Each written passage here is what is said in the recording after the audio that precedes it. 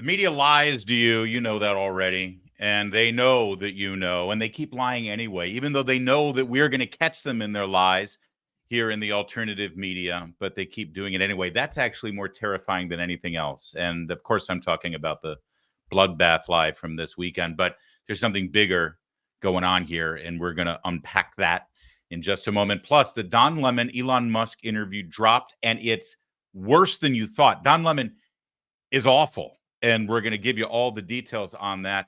And the Kansas City Chiefs kicker has some thoughts about that tragic shooting that took place during the Super Bowl parade. And it's a little different than what you're hearing from most athletes and the mainstream media. Oh, and old man Biden falls down too much, so he's got new shoes. That'll fix the problem, right? Oh, I hope you like today's show, which is brought to you by the Electronic Payments Coalition. And I guarantee you, it's going to be a bloodbath. I'm Larry O'Connor. Call me Larry. Streaming live on Rumble right now because it's noon Eastern. Join the fun, join the chat, leave us your comments, and we'll comment back. If you're not watching us live and you're watching us after the fact, I hope you're enjoying it. Please share our video, like our video, and subscribe. Get the alerts so you know when we're posting our premieres on other platforms and when we're going live at Rumble. Make sure you follow us on Rumble as well. And if you want the audio-only podcast, it's pretty electrifying, actually. And it's gaining subscribers faster than you can say, I said it so fast you didn't even hear me. Subscribe at Apple Podcasts and at Spotify.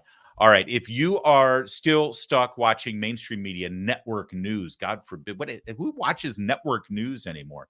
80-year-olds, maybe?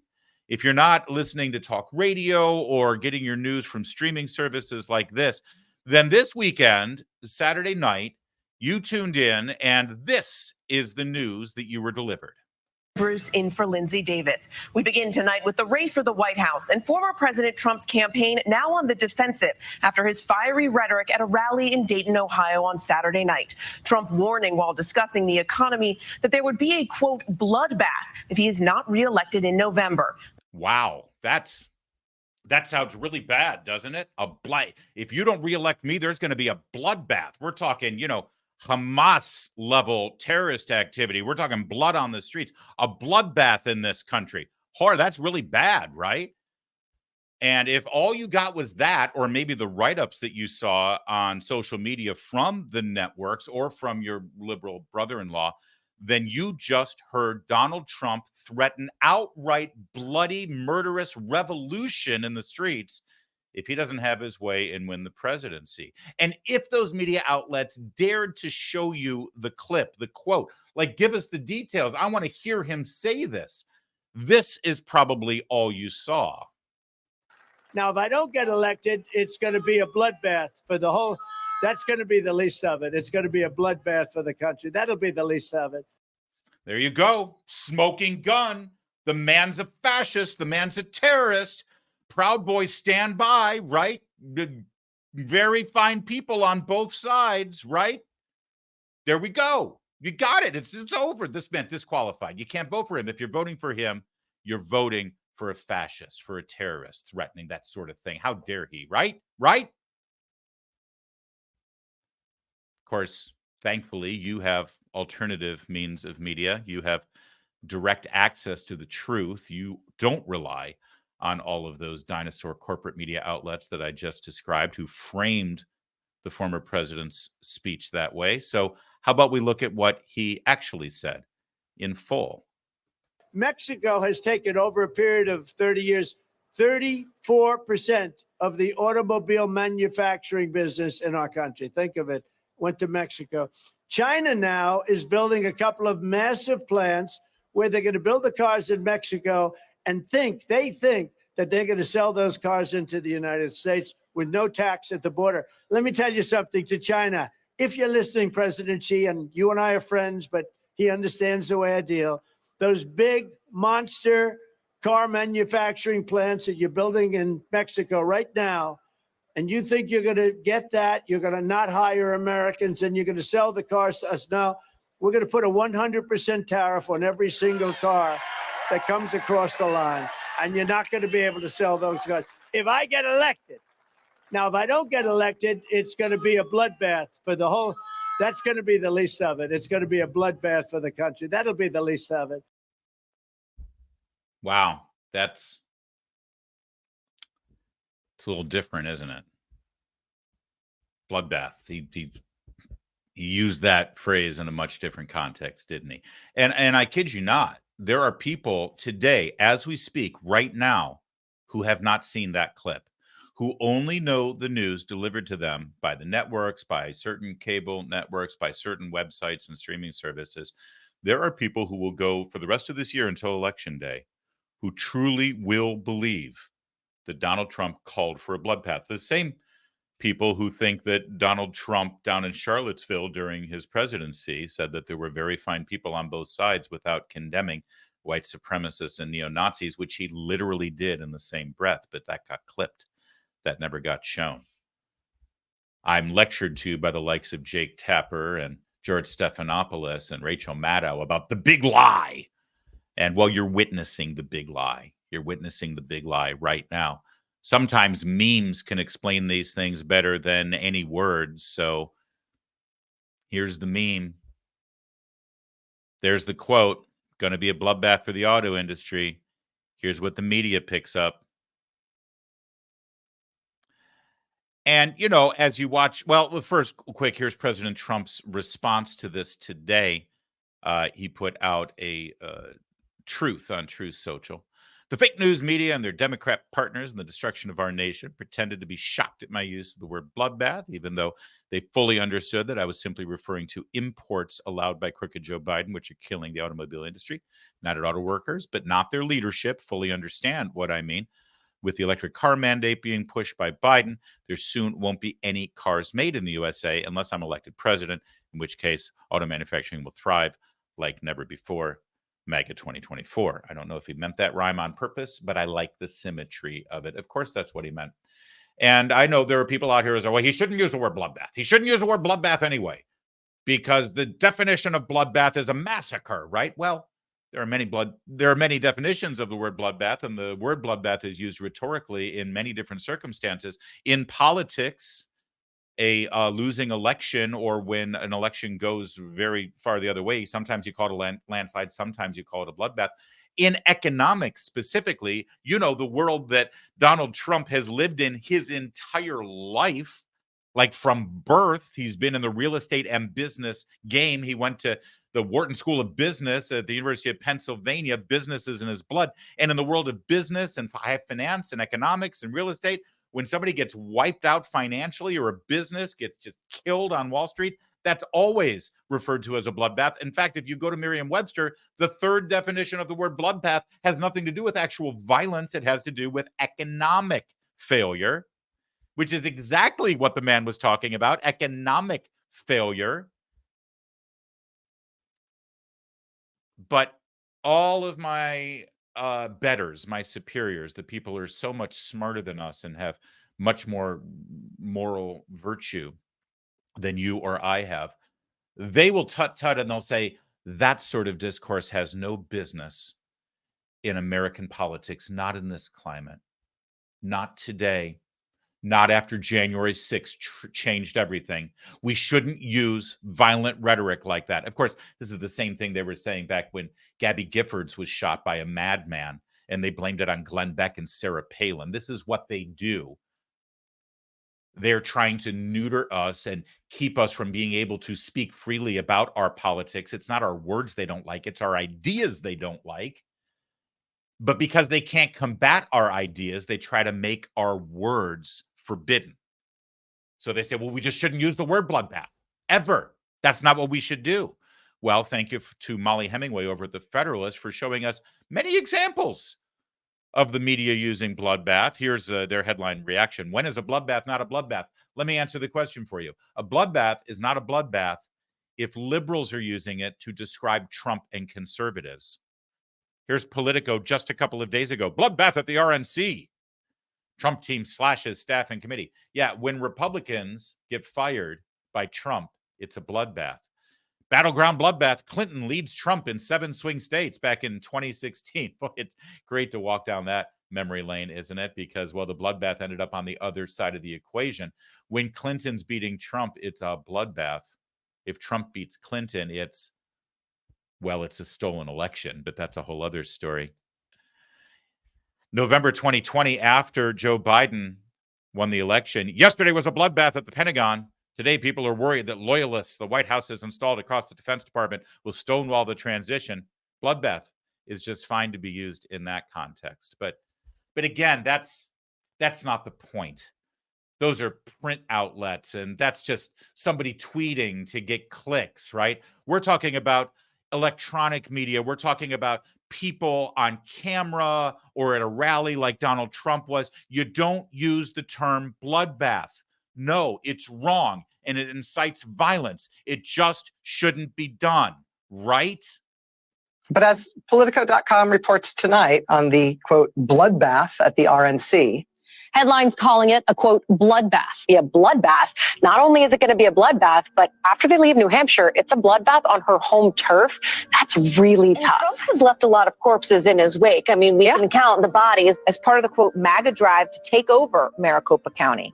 And the headline refers to it as an impending bloodbath. columnist Charles Blow has a new piece for the New York Times entitled A Biden Bloodbath. 2018 midterms, you can bet that they 100% are fearing a slaughter. In fact, the word bloodbath and massacre come up frequently. The Republican Party will be destroyed. It's going to be a bloodbath. There's going to be a bloodbath one way or the other. Bloodbath for Bernie Sanders. It's been a bloodbath. They're shaping up to be a bloodbath. Head off a bloodbath in next year's crucial midterm. Off-year elections are often a bloodbath. This week's bloodbath for Democrats. A bloodbath at the ballot box. There could be a Republican bloodbath. They'll talk about a bloodbath. It's a bloodbath. I have to talk about you. It's going to be a bloodbath all day long. Is in for a bloodbath. Hasn't been a bloodbath on the way down. Donald Trump bloodbath. Be a bloodbath. Predicted to be a bloodbath. May not be the bloodbath. It would be a bloodbath. More of a bloodbath. It's going to be a bloodbath in November. Possible Biden bloodbath this November.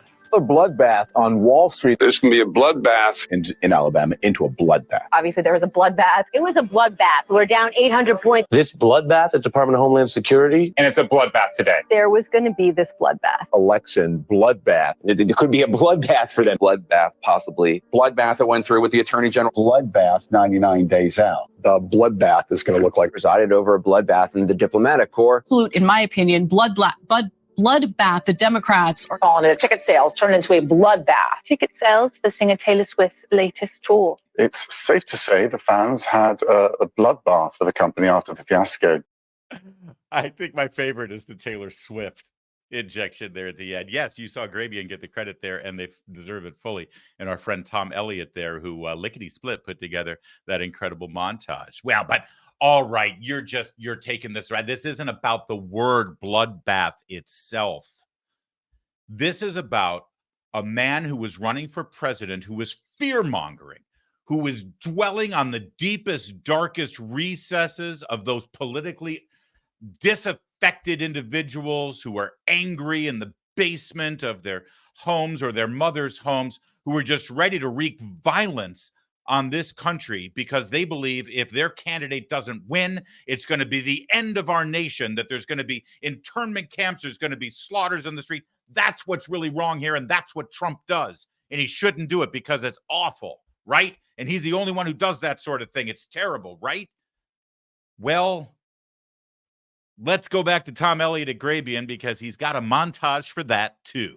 What would a second Donald Trump term look like? Well, he cannot be the next president. Because if he is, you can't imagine the things that he's going to do. Mexico, Canada. We can't go to Canada because eventually Canada will become annexed to America. And shoot visitors to the White House. Yeah, that means he can shoot the First Lady. We're going to see violence, the likes of which we didn't even see on January 6th. Make it illegal to run against him, to throw his opponents in jail, to shut down the media. He will make himself into the Fuhrer, and he will make everybody raise their hand and salute him. Using martial law against the American people. Terminate the Constitution. To rewrite the Constitution. Create mass internment camps. Throw everyone into Gitmo. Might be sent to jail or their rights might be suppressed, especially minority groups in society. You might have any number of things happen to you and your family. Every one of us, our freedom, our liberty, none of us is safe. It's going to have people around him executing against an enemy's list. Assassinate generals. Ordering troops to attack American citizens. Trump's very well-armed and extremist base will try to kill people. He's going to basically burn the house down. He will unravel the institutions of our democracy. Draw similarities between Mussolini and Hitler. Adolf Hitler and Benito Mussolini. Makes Donald Trump even more dangerous. Wants to take away your vote. Senate and the House are immediately going to be paralyzed. People will begin in their minds to censor themselves. They might say, well, maybe I shouldn't say this. It's the end of democracy. Yeah. I think that could be the end of our democracy. But democracy is dead if Trump is reelected. Cozy up to Putin that democracy will be at risk. The absolute destruction of the Justice Department as we know it. The Justice Department could be entirely transformed. I am really concerned about that. Every person who was associated with the attempted coup elevated in the administration. If he's reelected, he will curb transgender rights. And the rule of law. Arrest political opponents to persecute, not prosecute, but persecute his enemies. Take a wrecking ball to the rule of law. He's going to make the law. Everyone else will have to follow. A vote for Donald Trump may mean the last election that you ever get to vote in. All right. This actually goes on for another minute. The viewers of CNN and MSNBC have literally a daily dose of that kind of rhetoric, where the viewers there who all have friends and family members, children or parents who support Donald Trump, they are told on a regular basis that that friend or family member in their life who supports and intends to vote for Donald Trump is voting for the end of our country, voting for internment camps, voting for assassination squads. That's what those viewers are getting on a daily basis. But I'm supposed to let my hair on fire because Donald Trump used the word bloodbath when referring to the automotive industry and the economic fallout of the Chinese manufacturing cars and then selling them here in the United States of America. I want to quote Alexander Solzhenitsyn, famous Soviet dissident. And I've always tried to memorize this quote, but I always get it wrong. So I am going to read. I very rarely read to you. But this is a man who suffered in the gulags, who recognized and was a famous Soviet dissident. The most, let me set the hyperbole aside for a second, because I think Red China and Communist China probably has now superseded the Soviet Union. But for decades in the 20th century, the Soviet Union personified the perfect utopia of a totalitarian Marxist communist regime that had complete control, not just of the economy and the thoughts and beliefs, but also of the propaganda media. And as people were dying in the Soviet Union, dear leaders would go up and stand on the dais and celebrate their great successes, even though the people knew otherwise, because, well, they know that their friends and family are dying because of famine, because of authoritarian regime murdering them because they got caught, stealing toilet paper or something. Solzhenitsyn said, they lie to us. We know they're lying. They know we know they're lying, but they keep lying anyway, and we keep pretending to believe them. And that's where we are now, not with the government necessarily, but with the American media, which at this point is almost an extension of the government, or vice versa. I'm still figuring that part out. And this is 100% true here in America, except for the last part, the we keep pretending to believe them. Because unlike the Soviet Union, we have this, and we have each other. You see, the media went with the bloodbath narrative, knowing full well the truth. But they went with it because they don't care. They don't care that you know the truth. They don't care. They lie to us. We know they're lying. They know we know they're lying, but they keep lying anyway because there's no accountability. None at all. Now, this story developed on Saturday. The truth was out almost immediately, right? And Sunday, as the day developed yesterday, that's when we saw a bunch of reaction and pushback from people who had seen the truth, who took to social media. There's no talk radio. There's not many streaming shows that go live on Sunday. So we've now had several hours of morning talk radio on the East Coast. We've got some streaming shows like this one that's starting to actually develop these ideas and show you the examples of the gross lie, right? But by the time MSNBC started its broadcast day today, surely the truth was known. Surely they knew they were going to get called for their crap. So how did they address the story today?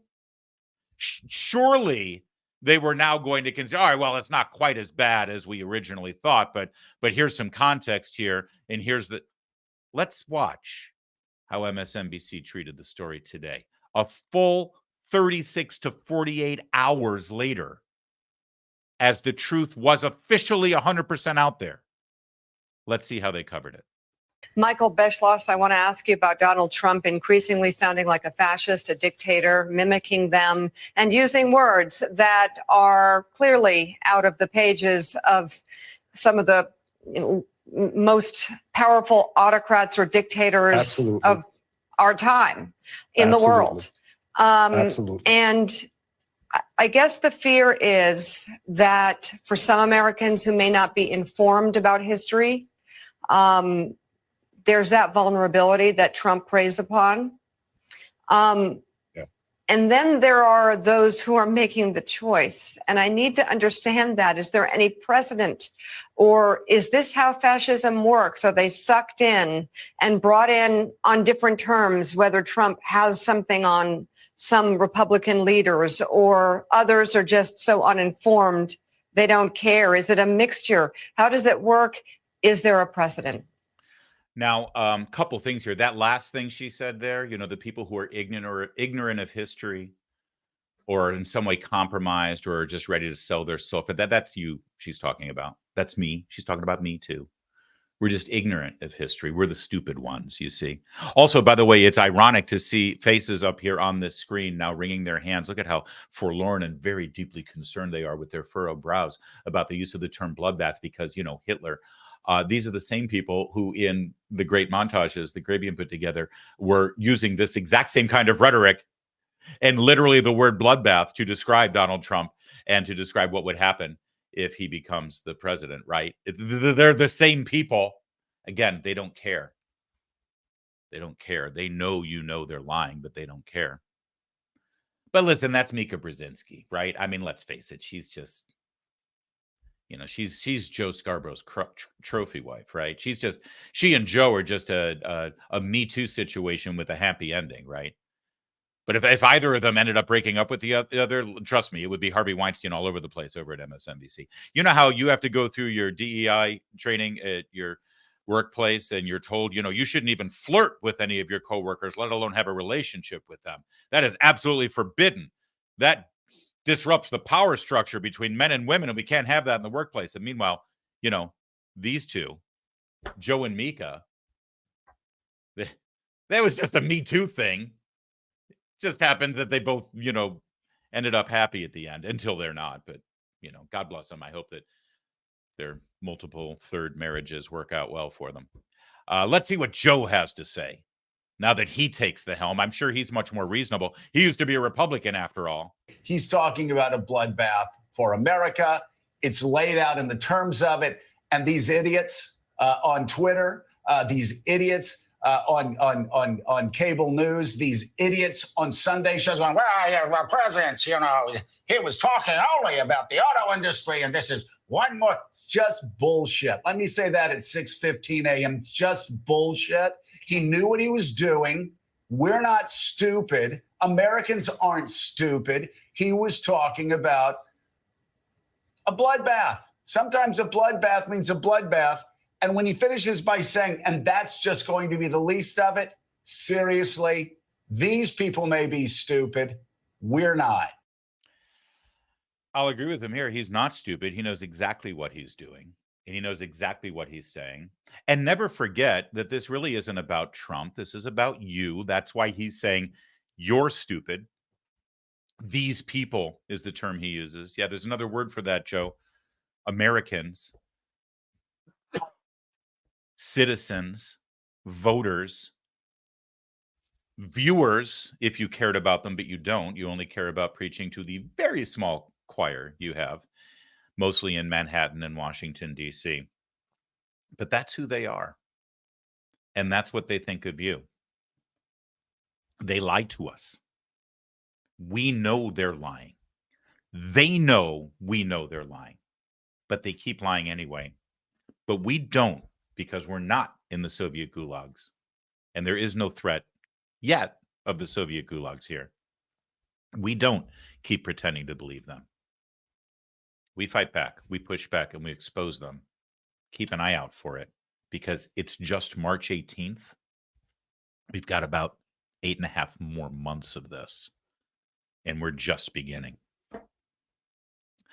A quick word from our friends at Electronic Payments Coalition. Millions of Americans earn and use credit card rewards. I like them. You like them. Everyone likes them. So, of course, the government is going to screw with them.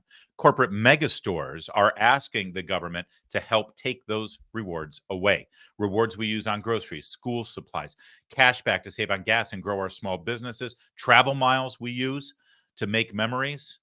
Well, the Durbin-Marshall credit card bill would eliminate credit card rewards. No more travel miles, no more cash back. When lawmakers help corporate megastores line their pockets, American families pay for it, always.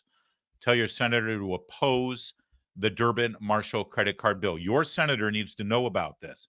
By the way, I don't care if your senators are Republicans or not. You let your senator know about this, because sadly, there are some Republican senators who are walking down this path too. Visit handsoffmyrewards.com to take action today. Handsoffmyrewards.com. When last we checked with Don Lemon and Elon Musk, well, the whole, I'm going to start a show on X and it's going to be great and it's going to be wonderful and I'm going to be the left-wing counterbalance to Tucker Carlson and that whole thing, well, it sort of imploded. It blew up on itself. Don Lemon took a couple of clips from his interview with Elon Musk to CNN to show what an intolerant numbskull Elon was, you know, the richest man in the world, who's shooting rockets off to Mars and invented the most effective, affordable electric car in the history of mankind. Yeah, that guy, he's a moron. He can't rise to the level of Don Lemon intellect.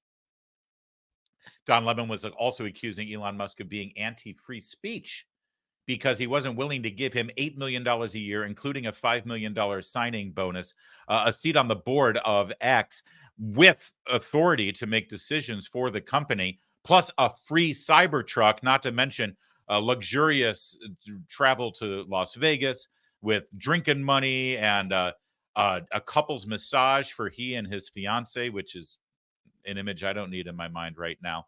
Yeah, it's good to be an elitist in the media who really doesn't have any skill set, which you're about to see, because now that interview has been released and the clips, it make Don Lemon look even worse than what I just laid out.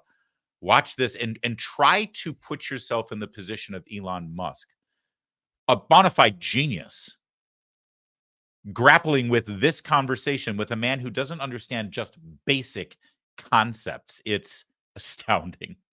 Let's talk about diversity, equity, and inclusion. All right, that's been a target of yours lately on X. There was a repost of Ben Shapiro that you claim that DEI is killing people. Specifically, you point to medicine. You claim that DEI programs are putting people at risk. Do you really believe this to be true? And what evidence do you have to support it? What I was referring to there was that if we lower the standards for doctors, such so that they, if the test for a doctor is lowered, then the probability of them making a mistake and killing someone is obviously going to be higher.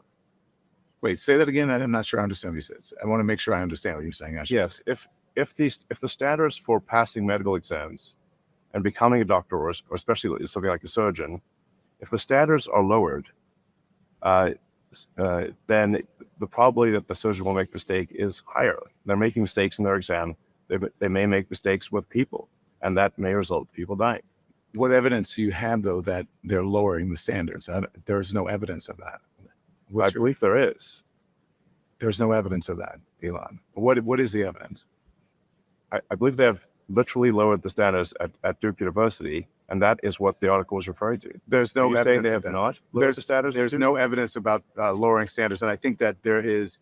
I believe that is a false statement you're making. Okay, well, we'll figure it out. Yeah, I think the interesting thing is when this is posted on the X platform, there will be a whole bunch of things that rebut what you said and what I said, and so people can then make their own decision based on the replies and the rebuttals and the community notes.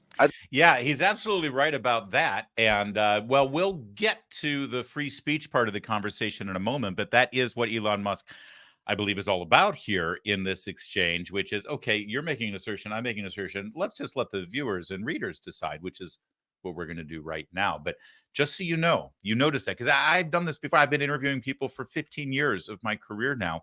What Don Lemon was doing there was not an interview. He wasn't asking a question. He was making an assertion. He was picking a fight. He was arguing. He said, there's no evidence of that. By the way, the very beginning of this interview is wrapped up in a lie, too. Let's talk about diversity, equity, and inclusion. All right. That's been a target of yours lately on X. There was a repost of Ben Shapiro that you claim that DEI is killing people. Specifically, you point to medicine. You claim that DEI programs are putting people at risk. Did you see what he did there? You claim DEI is killing people, and then he actually quoted him, which is putting people at risk, which is not the same thing, is it? Is it? But you saw the exchange, and it does hinge on a Ben Shapiro thread. Well, unlike Don Lemon, we're actually going to look at that thread. This is the thread that Elon Musk talked about. This is the thread that Don Lemon talked about. It's Ben Shapiro's thread. And you can see that he talks about DEI specifically in medicine. And you heard Elon Musk there say, listen, if we're lowering standards in medicine, then we're putting people at risk, right? And Don Lemon's assertion was there's no evidence that standards are being lowered. Remember that. So Ben Shapiro goes through this entire thing. Wake Forest Medical School, UPenn Health. He gives evidence. Wake Forest, UPenn, right? And then he goes to Duke surgical resident Vignesh Raman. This is an internal DEI lecture where Mr. Raman talks about all of the lessons learned at Duke University School of Medicine, specifically having to do with critical race theory and making sure, well, I'll let him lay it out for you. And listen to whether you think there is evidence. Remember, Don Lemon said there is no evidence that standards are being lowered in medical school. Here's Duke University. 2020 and George Floyd and those events happened and sort of collectively galvanized the consciousness of Duke University and certainly our department to try to do something, and recognizing this like centuries-long history of racism and slavery in which Duke University essentially was founded, on which it was founded. And that's when we sort of had to confront the history of the institution, the history of our department, the walls of white men that are draped across our hallways. And that's when we started to think that maybe something should change.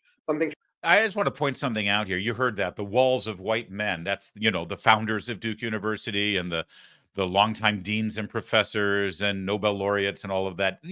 They're just reduced down to a wall of white men by this guy. Also, look at the people participating in the Zoom. Talk about preaching to the choir. Do you see any white men there?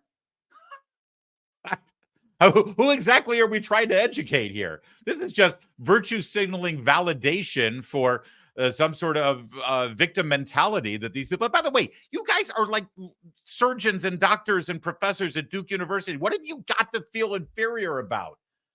That's one of the most insidious things about this whole DEI movement, is that they have every reason to be proud of their achievements, but instead they can't be proud and happy of their achievements unless they're harming white men. Now, we talk about lowering standards. Listen to the remedy here, because we're so very upset at the wall of white men at Duke University because it's white supremacy, and we have to atone for that. So how will we remedy it? Should change within ourselves in who comprises this department, in terms of the faculty, in terms of the residents, significant inequity in representation in our program. And it's something that we've been consciously, deliberately working hard to change over the last several years. Some of the things that we have done, in addition to what Lillian presented, I think the most important thing we've done is really systemic changes to our recruitment process to try to recruit diverse residents to our program, and then to retain and support those diverse residents after they get to our program. So part of this has involved transitioning to a completely holistic review process that we spoke about earlier today, abandoning all sort of metrics and screens, looking at people's life story and what brought them into surgery. All right. That's it right there. Abandoning metrics and screens. Do you know what metrics and screens are? Do you know what that is? That's your transcripts and your SAT scores and your ACT score. That's the metrics. It's a holistic approach to admission and recruitment. And we're really more interested in your life story and what brought you to medicine than we are about, your skill sets and abilities and knowledge and how well you performed in school on tests and in grades, all the stuff that we used to have as the standard. That is what Elon Musk means by lowering standards. It's the smoking gun of all smoking guns in this. And I tell you all of this, as you can see here, Rahman also tweeted he won't amplify medical literature involving only white men because it's not as if white men have ever advanced medicine or anything. That's, of course, how Ben reinterprets what Mr. Rahman is saying. This is exactly what Elon Musk was referring to. This is what Don Lemon, without the sake of showing his viewers what I just showed you and what it's all referring to, he reinterpreted it and said, you're saying that DEI is killing people, but there's no evidence of that. He said, well, no, what I said was it's putting people at risk because we're lowering standards in medical schools. And ultimately, that's going to result in lesser qualified people being in charge of medical decisions. And that can't be good, right? Shouldn't we want excellence there? And all Don Lemon could say was there's no evidence of that. Well, I just showed you the evidence. So you see, Don Lemon didn't lose his gig at X, or his payday, really, I should say, because he can go ahead and do his show all he wants at X. If he really has a true love for the journalism, we'll see if he continues. But I think he just loved the idea of a payday from the richest man in the world. He didn't lose that payday because of concerns over free speech or because he offended Elon Musk. No, he lost it because Elon Musk, while sitting here firsthand watching how Don Lemon does his job, he saw that he's a stupid hack. I mean, truly ignorant. How many times did Don Lemon say, I don't understand what you're saying. Please explain it to me. I understood it the first time he said it. And it actually gets worse. Take a look. I believe that if we lower the standards for what it takes to become a doctor. You're saying if we lower the standards, Yes. but do you believe people are dying because the standards are being lowered? I don't or have think been that lowered? is, yes, an issue, but it could become an issue. Okay. But the actual evidence in history shows the exact opposite. If you look at how minorities are treated by the medical system, most doctors now are white. And there are lots of mistakes in medicine. So you're saying that white doctors have bad medical care? I'm trying to understand your logic here when it comes to DEI, because there's no actual evidence of what you're saying. Can I just, for a moment, can you put yourself in Elon Musk's shoes as he has to listen to this? So what passes for an intelligent, intellectual, reasoned response on the left in America from a journalist like Don Lemon is, well, wait a minute, that makes no sense because we have a lot of white doctors now and mistakes are made. So what are you saying? I mean, what if we have a bunch of ethnically diverse doctors and they make the mistakes? We're basically, in the same boat. So what's the problem? And this is an argument being made to a man who's literally the richest man on the planet by creating and building companies in the tech world by striving for excellence at all costs. Does Don Lemon think that Elon Musk would not hire a programmer who is the greatest programmer or software engineer that he's ever met, but because he's not white, he's not going to hire him? Seriously? Is that what he thinks? By the way, let's not forget the fact that at this moment when this interview is happening, Elon Musk has hired Don Lemon, who last I checked is a black dude. And just so you know, there are a lot of better journalists out there than Don Lemon. It's kind of funny to see him argue about the DEI hires when Don Lemon is, by most descriptions from his former coworkers, a DEI hire. He was there not because he was the best journalist or the most engaging person on television, and certainly not because he got ratings, because he didn't. He was there because he was a gay black man. So of course he's willing to die on the DEI hill. All right, so watch how Elon Musk responds to this very intellectual challenge. No, I said, so if the standards, like let's say, I think that particular thing was referring to surgeons. Let's say a surgeon is asked to, a surgeon in training is asked to do a series of operations under the supervision of a senior surgeon, and they get a bunch of those operations wrong.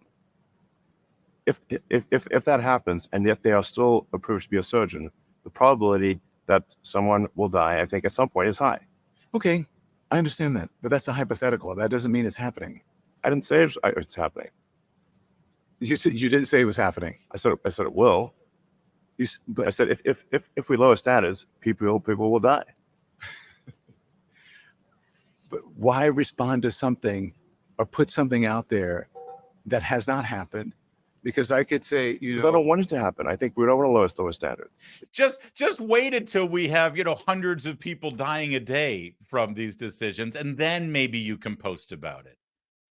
But God forbid you warn about what might happen because of a bad policy.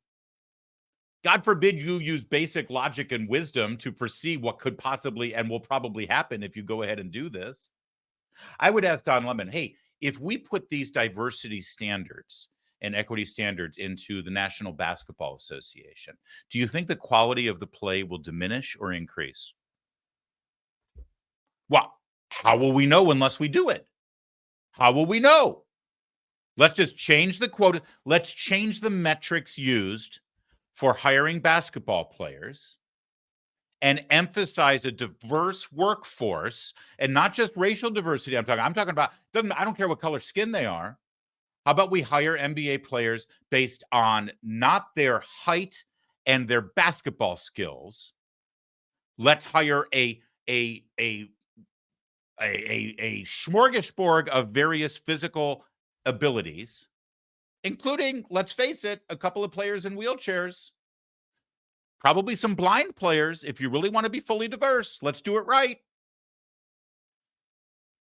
And let's put it out there and let's see if the quality of basketball increases or decreases. Don, ball's in your court. We are not allowed to comment on it or criticize that decision or make any presumptions about what will happen with the quality of basketball until we actually do it and try it. Now, that's insane and ridiculous, isn't it? And that's just basketball. This is medicine, surgery. But in Don Lemon's world, you're not allowed to even speculate what might happen because that's an assumption, and that goes against the CRT equity rulebook. Any assumption is inherently racist, you see, unless it's an assumption made by a racial minority. These are the rules. I didn't make them up.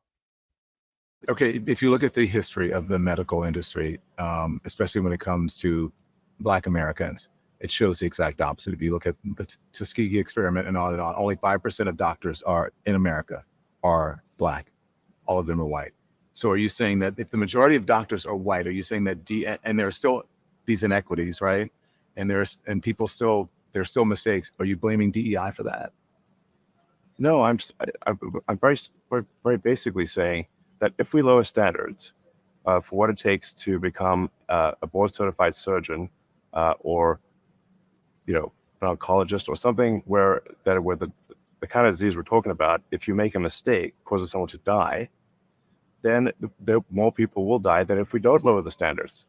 Therefore, we should not lower the standards. But why do you think they're lowering the standards for minority doctors or women doctors? Or that's what that's what that article suggested. Yes, at Duke University. Okay. Yeah. Okay. You and your facts. Although, of course, the way Don Lemon reacts is like, okay, you're lying about that, but I just showed you the truth, isn't it? There are more straw men in Don Lemon's arguments than in the national tour of The Wizard of Oz. But the straw men don't end there. There's actually more of this that reveal exactly what Don Lemon is up to here and why Elon Musk, frankly, fire him. For God's sake, he should sue him. Let's talk about trans rights and the woke mind virus, because you talk about that a lot. You're right about that a lot on the thing. You have been deeply outspoken about the issue of trans rights. You posted trans rights. You posted that pronouns in bio mean the woke mind virus ate your brain. Do you know what the term woke actually means? It's come to mean a lot of things. But what originally it was meant to mean, it's just being aware of inequities in society and being aware of facts and history. Yeah, I think it's come to be. I think being aware of inequities in society is fine, of course, but trying to blame everything on trying to make everything a race issue is, I think, divisive and corrosive to society. Even as it relates to trans issues, which is what I'm. Yeah, race or gender or whatever. You think that society blames everything on racism now? It blames a lot of things on it, and yeah. You think that's unfair? Yeah. Why? I think we should not make this a constant subject. I think we need to move on. I think we just treat people like people. You don't agree that this country was founded on racism and founded on slavery and in many ways inequities? Yeah, I think you're getting a good flavor of what we've got going here, right? And by the way, this whole define woke, do you know what it means? We own the word woke now. Okay, so when a leftist comes to you and says, can you even define woke? It's like, you know what? You give them your definition, because woke is our word. We stole it from you. All right. You used it to pat yourself on the back and give you virtue because you were so aware of how systemically racist and sexist and misogynistic and xenophobic and all the things this country is. And now we use it, as he just said, woke mind virus. That's right. If you look at everything through the spectrum of hating America and hating Western civilization and hating Christianity and hating standards that have actually made Western civilization thrive and stand across the globe for the last multiple centuries, if you shoot everything through the prism of that being evil and wrong, you do have a virus. And we will twist that word and make you have to explain it yourself. You have to own our new definition of it. Your definition doesn't count anymore. Sorry. Those are our rules now. A little bit more. Let's talk more about free speech and for advertisers, right? Because all this controversy, I believe, as you know, has made X less appealing to advertisers. About half of them have left the platform. You call advertisers that left X.com. You said they were oppressors. You've even gone as far as saying it publicly that they can go F themselves or go F themselves. If they're going to force censorship on the company before advertising, then obviously I find that unacceptable. You find it unacceptable. Why is that not a form of free speech? They are free to advertise where they want. They're not beholden to. They're not obligated to advertise. They're not obligated. On X.com. Right. So, how is that not free speech? All right. So we're going to finish this up in just a second, but I just want to point out to you again that Don Lemon is stupid. And I don't use that very often because I try to give people grace and the benefit of the doubt, and I just assume they're wrong, not stupid. Unlike the left, who they believe we are either stupid or evil. It's one or the other, right? If we are intelligent, then it means we're evil, right?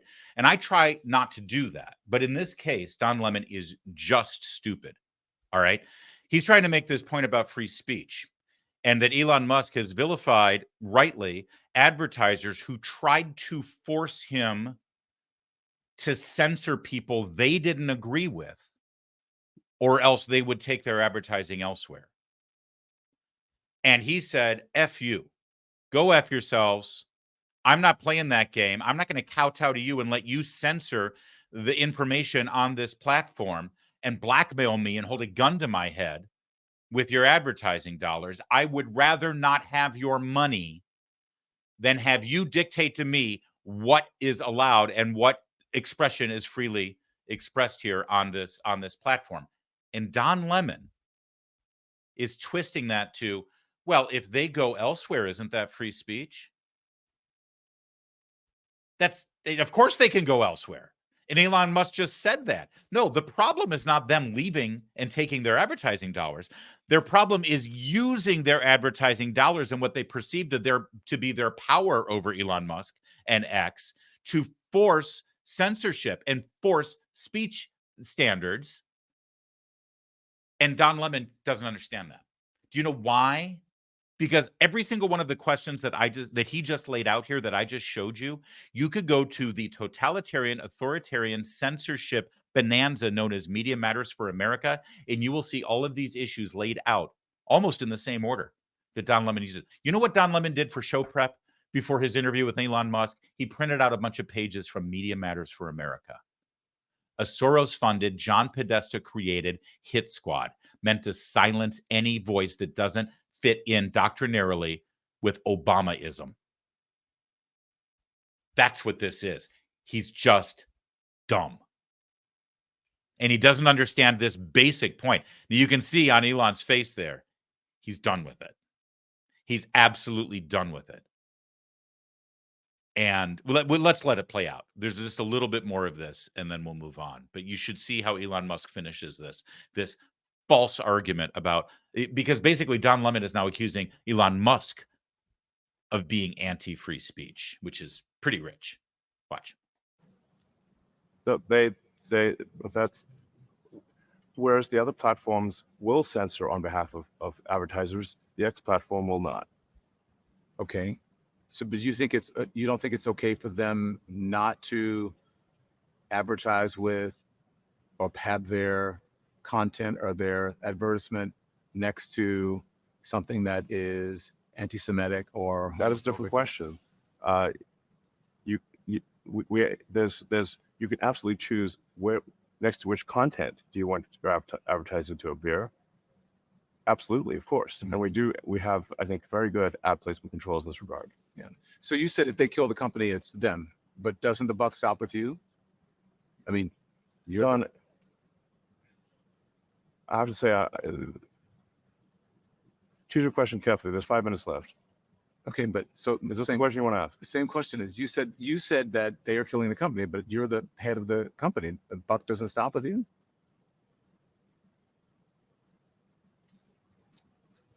I acquired X in order to preserve freedom of speech in America, the First Amendment. And I'm going to stick to that. Let's leave it there. I purchased X for the First Amendment and freedom of speech. Let's just stick with that. And honestly, what boggles my mind after watching this entire exchange is Don Lemon, like other liberal journalists, are, yes, A, not smart, and B, not really in favor of free speech. Not really in favor of the First Amendment, not really in favor of the freedom of the press. They're in favor of the freedom of their speech and their ideas exclusively. It's quite a bargain they're trying to strike here, that they're the only ones who are allowed to articulate ideas, and they're the only ones who get to own free speech. And there are no other ideas that they disagree with, or the ones that they choose are just too odious to be heard publicly, that they are not allowed, and they should not be permitted. And add to that it is mega corporations like Disney or Coca-Cola or American Airlines that get to dictate the terms of speech. That's a remarkable thing to see from a so-called journalist, but of course he's not. He's not a journalist. Not many of them are at this point. They cosplay reporting journalism and news reading on behalf of corporations who want to keep their gravy train going. You remember the shooting at the Kansas City Chiefs Super Bowl parade, right? This happened right toward the end of the parade. There was a shooting. Turns out, we were told we weren't allowed to know the identities of the shooters for several days because we were told they were underage, but it turns out they weren't underage, not all of them at least. We were told by our superiors in the media and also by the Democrats who do their bidding and they do whose bidding they do, that this was all about the ubiquity of guns. We had Joe Biden and Karine Jean-Pierre immediately call for a renewed assault weapons ban, even though by every measure and every eyewitness account, this had nothing to do with an assault weapon, a so-called assault weapon. I still contest that there's no such thing as assault weapon. These were handguns involved here. But you were told all of those things because the narrative had to be maintained. It had to be upheld. We've now learned even more about this shooting, and the latest out of Kansas City is that 3 men now face federal firearm charges related to the mass shooting at the Super Bowl rally. That's right. They broke the law by having those guns. One of the guns, the Glock that I believe is the Glock that was used to kill the one victim, the homicide victim, a radio talk show host, or excuse me, a morning radio host in Kansas City. That gun was stolen, right? And now we have 3 other federal firearm charges. In other words, this is an important thing to point out here. There are already laws, many laws on the books related to the guns used in the Kansas City shooting after the Super Bowl parade. And shockingly, surprisingly, this is going to blow your mind, but all of those laws that are already in place related to the gun possession were violated by the people willing to shoot innocents in broad daylight. They seem to not worry too much about the federal gun charges that they were violating. And those federal gun laws didn't prevent the shooting from happening. I know, it's shocking. It appears now that the individuals who were arrested that day and are now suspected of a mass shooting at the Super Bowl parade, including the death, the homicide of one young woman shot down in the prime of life, apparently not only were they willing to violate the law against murder, but they were also willing to violate the law against gun possession. It seems to me we clearly need more gun laws. More gun laws related to gun ownership, gun possession, gun purchases, transfers of ownership, the number of bullets that are in your magazine, the size of the barrel. We just need a whole lot more gun laws, because then maybe the people who are already willing to violate the law against murder will then take this seriously. It's like, oh yeah, I was going to kill somebody today, but now that there's a law against the number of rounds I can have in my mag, oh, the government's super serious about this. Never mind the fact that Missouri literally has the death penalty right now against people who murder. That they're willing to risk, but they're not going to risk violating a federal gun charge. That's the stupidity of people who immediately call for more gun laws. That's the stupidity of them. I have decided never to take another lawmaker seriously who calls for a gun law unless they call for a complete repeal of the Second Amendment and outright gun confiscation. Now, I don't think that's a good idea. God forbid. Trust me. That's the worst thing that could possibly, and it will never happen in this country. But if you are looking to legislate with regard to gun ownership in this country, the only thing that will achieve the end you're actually pretending to want to achieve is that. Everything else is noise. Everything else is bull. Everything else is fundraising. Everything else is chest thumping and attention. If you are not willing to repeal the Second Amendment and call for outright gun confiscation and no more ownership of guns in America, then you are not serious about gun legislation, because that's the only thing. And some of them will admit it. Some of them will say, yeah, we should do what Australia did. Well, go look at what they mean when they say Australia, because that's exactly what Australia did. Except they didn't have a Second Amendment to repeal. That's the only so Larry, what are you saying then? If we can't have the Second Amendment repealed and have outright gun confiscation, which we absolutely cannot, and you're saying all these people who are talking about new gun laws, they're just, blowing smoke and they're just trying to get attention and raise money, and they're not serious about this, then what's the solution? What do we do? Well, I'm glad you asked. There was a man there at this parade. His name is Harrison Butker. He is the Kansas City Chiefs kicker. He is a devout Catholic. He is a man of faith. He not only witnessed this horrific shooting and murder that took place before his very eyes, but he's actually done something for the victims, for the families. He's helped care for them. He's gone to visit them. He's helped raise money for them. He's donated jerseys for fundraising. He was asked on EWTN about this shooting, how it affected him, and what the solution is. And shockingly, he doesn't say anything about a new gun law. Watch what he does say. I do want to ask, there is a debate in this country over the best way to curb gun violence after being so close to it. Yeah. Any thoughts? Yeah. I had to do a lot of thinking about the what took place at the parade. I know gun violence was a big discussion, but at the end of the day, this is degenerate violence and it should not be occurring. I think we need strong fathers in the home. I think we need men that are leading, that are setting good examples, that are teaching the young men in our society that violence is not the way to handle our disputes. It's very unfortunate what happened. Unfortunately, many, many children were injured. Beautiful young lady was killed over someone getting offended and turning to violence to handle that dispute. It's so sad. I don't think guns are the issue. I think we need fathers in the home that are being great examples for our youth. See, now that doesn't raise money when you're running for office. And that you can't legislate, right? You can't make a law. Could you? That forces men to be good fathers? That would be kind of cool law, though, right? You pass a law that compels a man to actually father the child that he has created by inseminating a woman. You know, you sleep around, a baby is born, you father that child, or you're going to jail. I know that's ridiculous, but what would actually solve society's problems more? A law like that, or a law confiscating guns in America and repealing the Second Amendment? Neither of them are going to happen. But which one would actually fix our problems?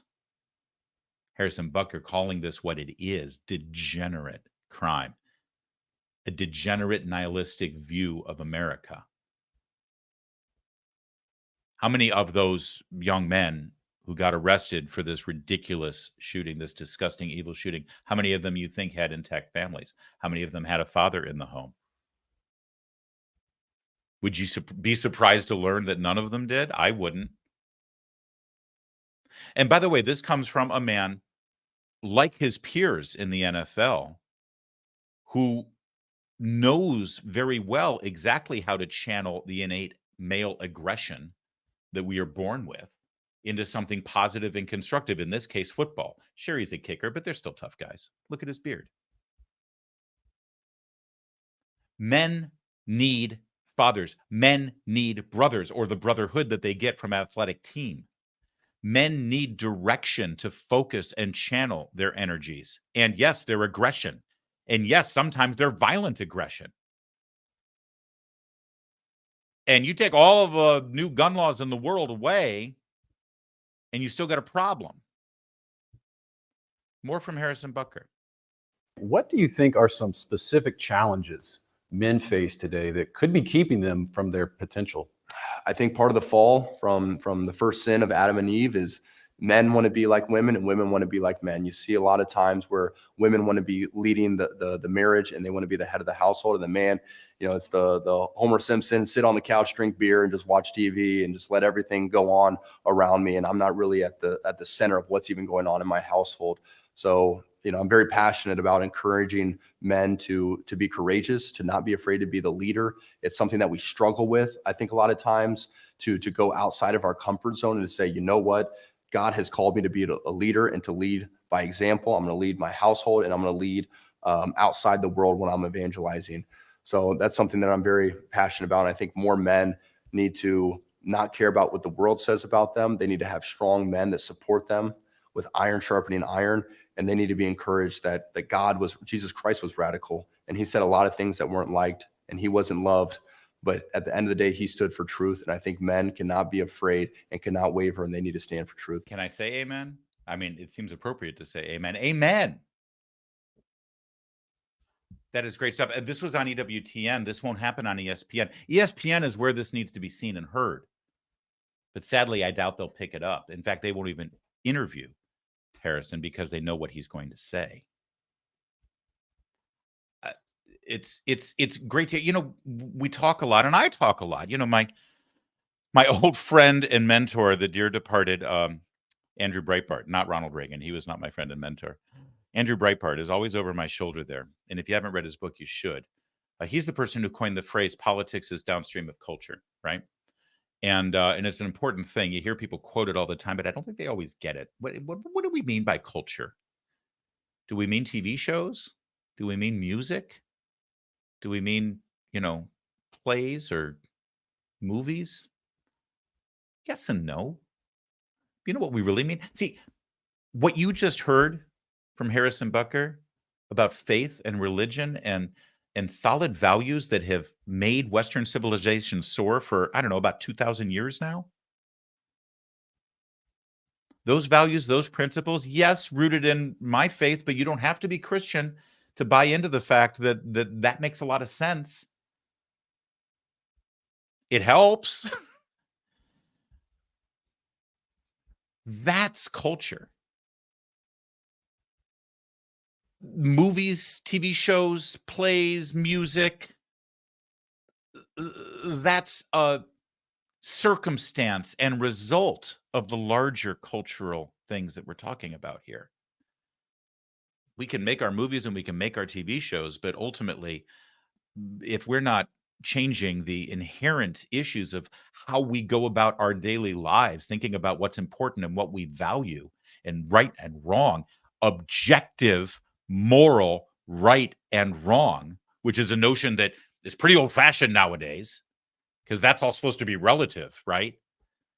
Until you change that, you're not actually changing culture. In other words, yes, politics is downstream of culture, but culture is downstream from very fundamental, important truths.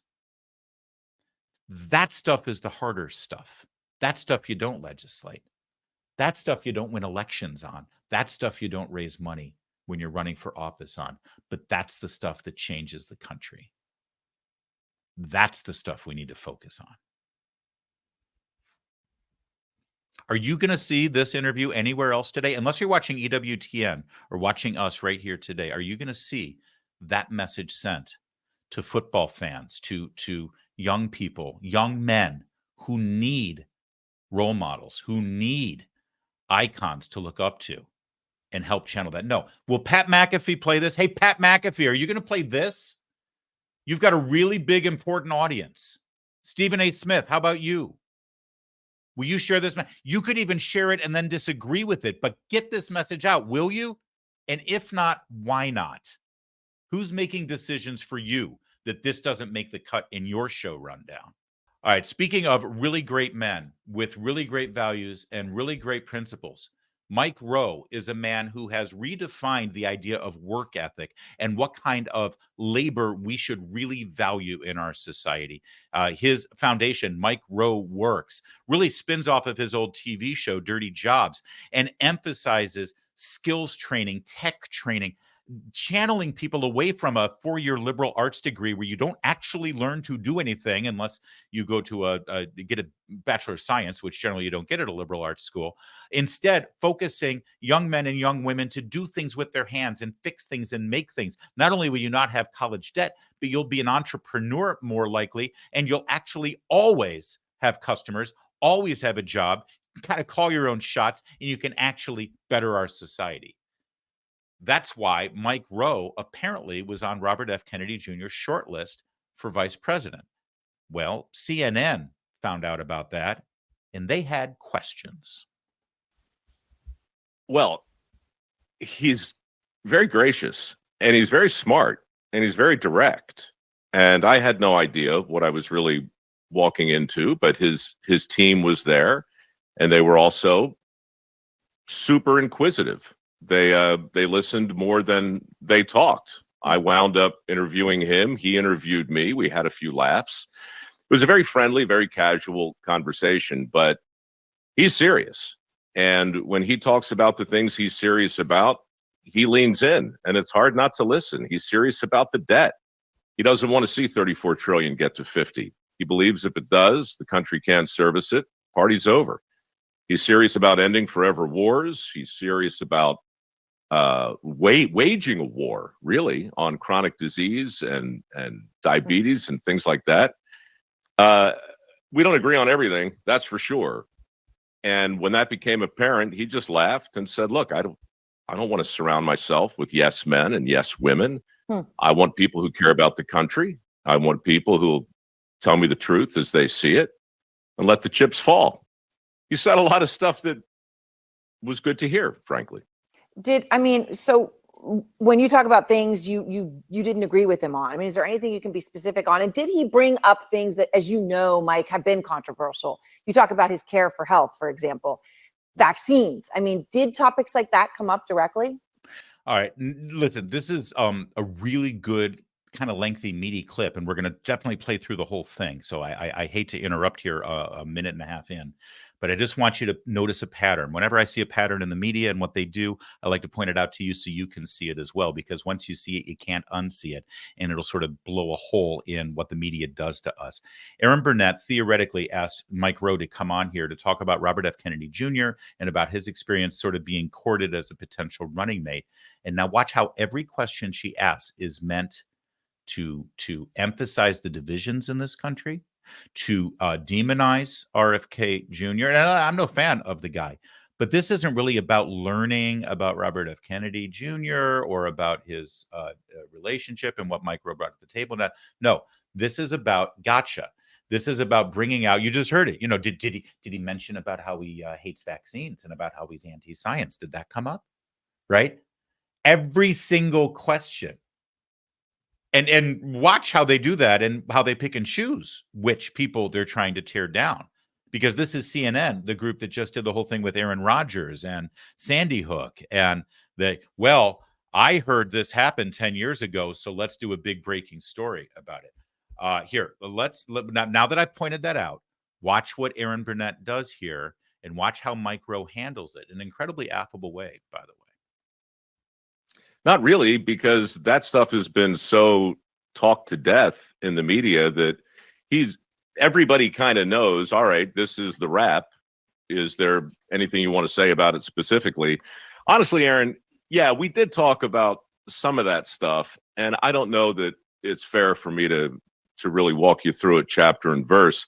I told him, for instance, look, I'm friendly with a lot of people in the fossil fuel business. That's not a secret. My foundation is supported by all sorts of people who he's sued in the past. We laughed about that and just kept coming back to, look, we're living in an extraordinary time. The headlines have never been like this. The things that we seem to agree on, we appear to agree on with a certain amount of passion. And then it just became personal, to tell you the truth. Look, I've been doing this foundation for 16 years. At base, it's a PR campaign. At base, it's an attempt to raise awareness around a couple of things that matter to me a lot. And he was very upfront about it. He said, look, Mike, that topic, education, middle class, vocational development and workforce and so forth, that's the pointy part of the spear in my campaign. It matters. And if you want to see your foundation go from micro works to macro works, I think he said, then you should think about this. You should at least consider it. And so I did. And consider it, you mean consider the VP slot? Sure. So I want to ask you one thing here as you talk about the seriousness with which RFK Jr. is taking the decision that he has to make and his campaign and the people around him. On his list, you mentioned a sports star. That, of course, is the NFL quarterback, Aaron Rodgers. And I don't know if you know this, but Rodgers told two people, and one of those people is CNN's Pamela Brown.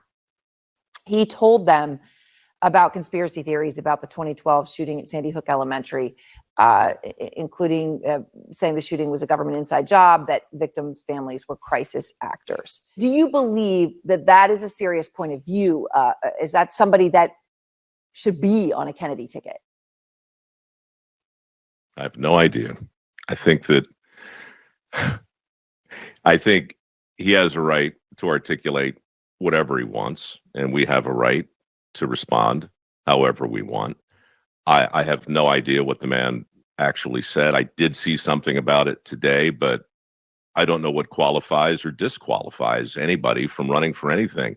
You know, somebody said to me the other day, a friend of mine who saw the same graphic that you put up earlier, I think her exact question was, how in the hell are you qualified to do this? And I started to explain how she was right and how I wasn't. And, you know, Bobby said something to me. He said, there's so many skeletons in my closet. If you really open it up and give it a look, and if they could all vote, I'd be king of the world, which made me laugh. You could probably find stupid stuff that anybody has said. But what really qualifies a man or woman to run for president or vice president? I think you got to be 35. I think you need to have been born in this country. After that, I don't know about qualifications. I guess we could talk experience and judgment and temperament and all of those other things, and everybody gets to weigh and measure everybody and put it all under a microscope and decide. Personally, I stopped watching football after the Colts left Baltimore, so I don't know how much use I can be on that. Oh, wow. Wouldn't even think we'd have a Baltimore connection like that. All right. Thank They you broke so my much. heart, Aaron. They broke my heart. As a Marylander, I hear you. All right. Thank you so much. I appreciate your time, Mike, and it's always great to see you. What Mike Rowe just said at the end there is so important and something that you need to keep in mind, because they'll do this. Whoever Trump picks for a running mate, they'll do this too. Whoever Robert F. Kennedy Jr. picks as a running mate, they'll do this too. They did this. They will do this to Trump. They are doing it to Trump right now. And they did this to Trump in 2016. Mitt Romney says this all the time. Mitt Romney says it all the time about Donald Trump, that he is disqualified. Someone who believes that, someone who did that, someone who thinks this is disqualified, would be disqualified. But disqualified is a word they use all the time. And that's something that Aaron Burnett just did about Aaron Rodgers. And God, if I could just bottle what Mike Rowe did here and give it to every single Republican elected official or candidate or every political commentator that I see on television, and just absorb it and let it flow through your veins whenever possible. Whenever they're confronted with, well, this person refused to disavow this racist tweet. In fact, he retweeted this person who 3 years ago tweeted something about the flat earth. And so isn't that disqualifying for the presidency? Let me tell you what's disqualifying for the presidency. You know what? I'm glad you raised the issue. Here's what's disqualifying from the presidency. If you're not yet 35 years old, and if you're not a naturally born citizen, that's it. That's it. That's what's disqualifying. And all these other things that you raise, if all of these other things that you raise as disqualifying for a candidate is personified by an individual, and that individual gets enough votes in enough states to win the Electoral College, that person is qualified to be president. Because guess who decides who is qualified to be president after those two things in the Constitution? Who gets to decide? The people, through our votes, unless you're screwing around with our votes. The people get to decide, because that's what burns Aaron Burnett more than anything else. That's what burns Jake Tapper and Mika Brzezinski and Joe Scarborough and George Stephanopoulos and Mitch McConnell and Mitt Romney and a whole host of people.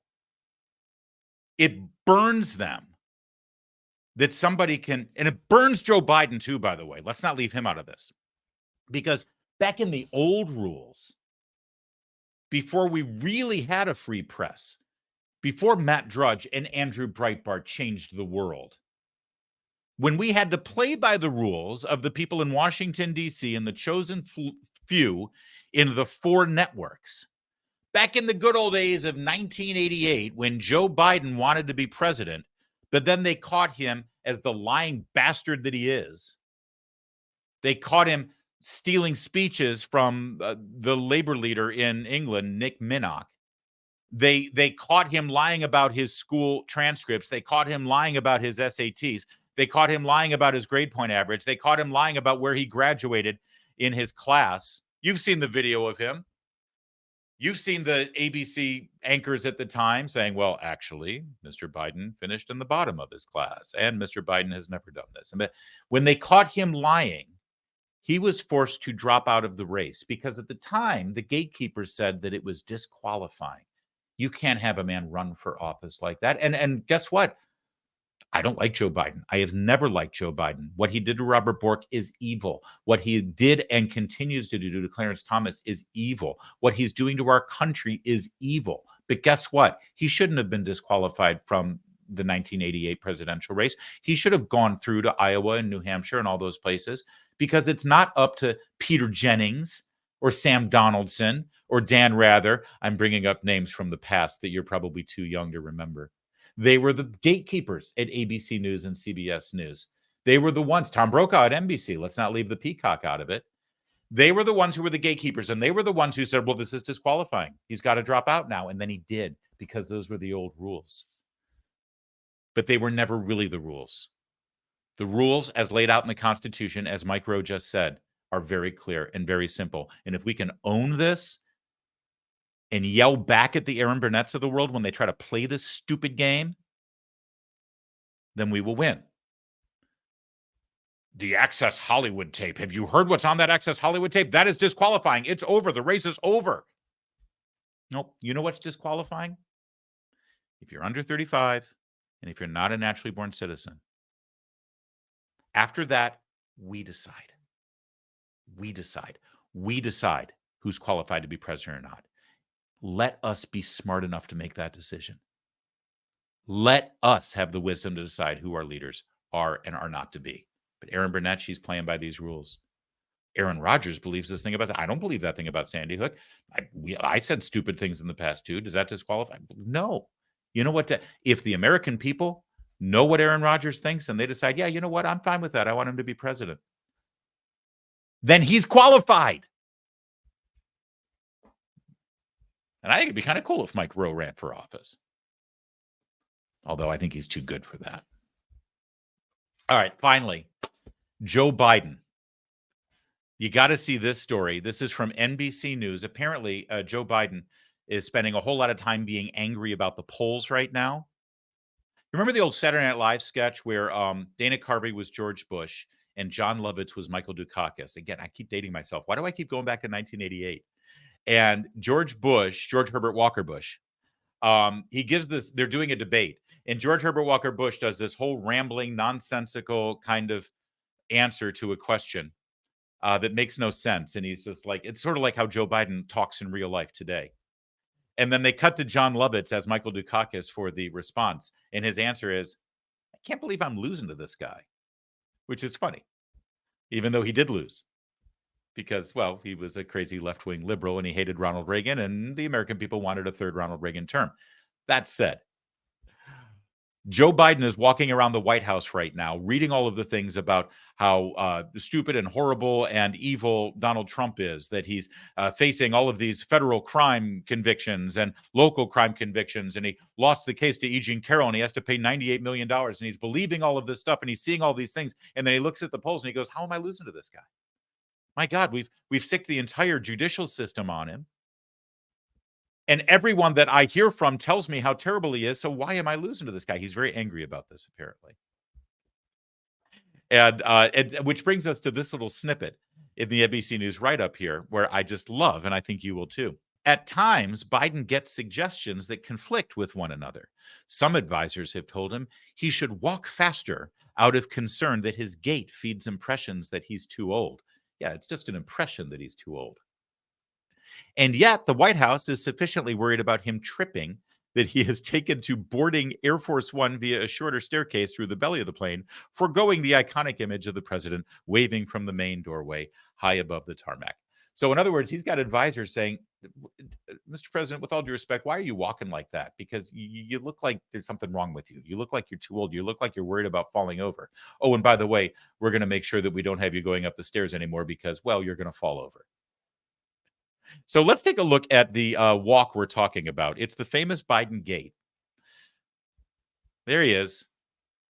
And if you're wondering why sometimes you'll see him do that, apparently that's his concession to the people who say, change your gait once in a while because you look like you're an old man who's worried about he's going to fall over with every step. Because, well, look at him. He looks like, there's no other way to put it, an old man who's worried about falling over with the next step. So once in a while, you'll see him go and have this little vigorous trot. What's he checking his watch for? He's the president. It's impossible to be late. And now let's see if he can make it up the stairs. This is always harrowing. Oh, we didn't go that far. All right, let's watch the trot, though, again, because I do love the little trot. There it is. All right. So at the same time, they're worried about his gait, and they're asking him to walk differently. because people think that he's too old and he looks like he's going to fall over. At the same time, they're also sending him up the short stairs at Air Force One. So, of course, he's confused. While they're telling him that he needs to change his gait and look a little bit more vigorous when he's walking, and that's why he puts the little trot on, at the same time, they've also given him brand new shoes. You noticed it there in the last clip, right? Here, let's just take a quick look at the very beginning. You'll see these are very distinctive, funky shoes. You see, they're like these little black sneakers, and they've got like a little back heel that sticks out, almost like it gives you more stability to keep you from falling over, right? Like it's like almost like these giant snowshoes where a little shoe fits inside it. What the hell is that all about, right?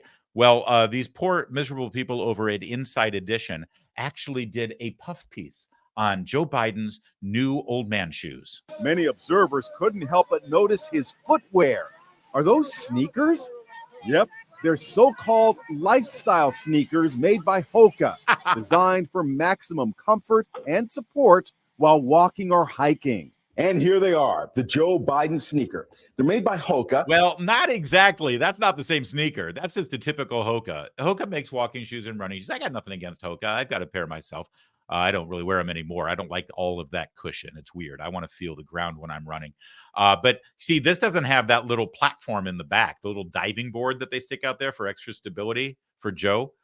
These are just regular walking shoes. So already Inside Edition is not giving. But poor Les Trent. You know, he probably went to journalism school. He's probably still paying off his student loans. And this is how it manifests. He's doing a feature on Joe Biden's old man shoes that he wears so he doesn't fall over. These are called the Hoka Transport, and as you can see, they look quite comfortable. They have a wide sole, no doubt great for stability, and the president does have a history of stumbling. Many observe Stumbling? How about falling over flat on your face? Did you not see the graduation at the Air Force Academy? Stumbling. Yeah, here's some more pictures of those shoes. You can see there. First of all, there's no shoelaces either. So you can just slip in and slip out because God forbid you bend over and tie your shoes. And you can see the little thing sticking in the back here. By the way, it's not just when he's walking to the Marine One or Air Force One or anything like that.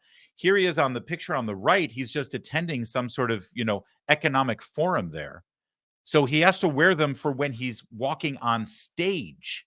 He can't wear big boy grown-up man dress shoes. He's got to wear these. Now listen, don't get me wrong. I love wearing comfortable shoes. I usually wear like low-rise Chucks, some old Converse tennies whenever I can. Right now, at this very moment, I bet you're wondering, I'm not wearing any shoes at all. I'm in my stocking feet because I'm comfortable this way. But guess what? I'm also not president of the United States. I don't represent our nation on the world stage.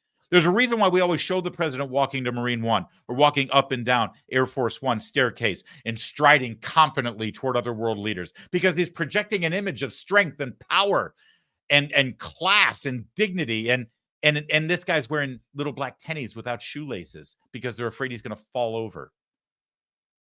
This is beyond an embarrassment. Also, by the way, it should be pointed out that while Joe Biden has those sneakers, the man he's facing in the election has these sneakers. Pick your player, America.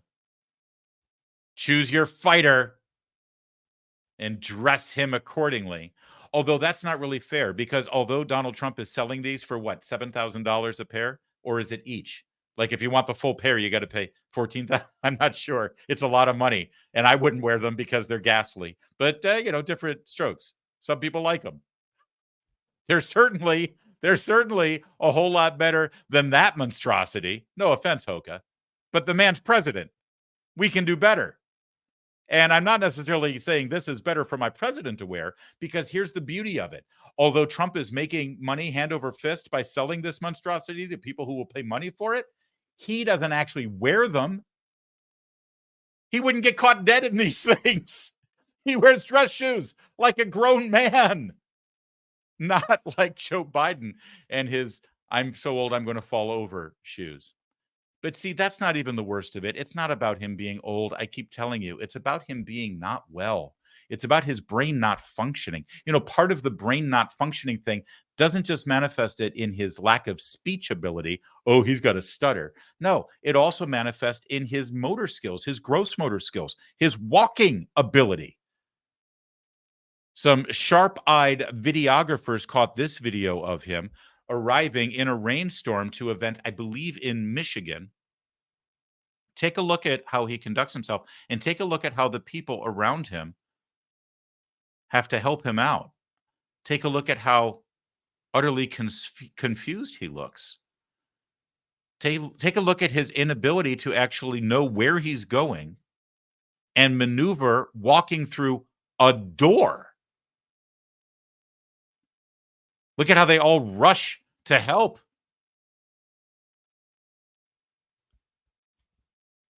In fact, a sharp-eyed, very talented video editor got a cropped close-up of this moment. Let's go full screen on it so you can see just how bad it is.